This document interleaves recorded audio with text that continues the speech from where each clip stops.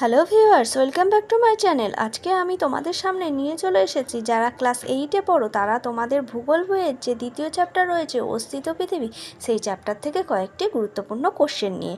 তাহলে দেরি না করে তোমরা এই কোশ্চেনগুলো অবশ্যই দেখে নাও। তাহলে প্রথম কোশ্চেন কি? প্যানজিয়া হলো একটি মহাদেশ। অ্যান্সার।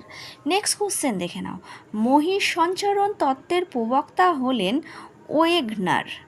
নেক্সট কোশ্চেন, পাত শব্দটি প্রথম ব্যবহার করেন উইলসন। পরের কোশ্চেন দেখে নাও। আধুনিক পাত সংস্থান তত্ত্বের জনক হলেন লিপিজো।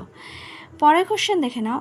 আলফ্রেড ওয়েগনারের মতে প্যানজিয়ার উত্তর অংশের নাম কি? হচ্ছে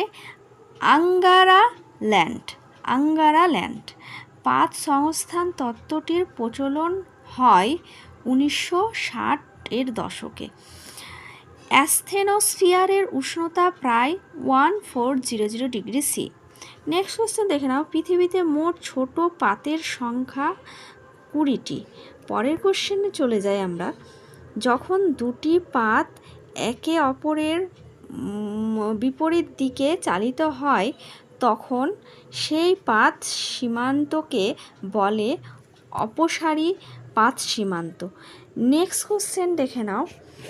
যখন দুটি পাত পরস্পরের দিকে অগ্রসর হয় তখন সেই পাত সীমান্তকে বলে অভিসারী পাত সীমান্ত।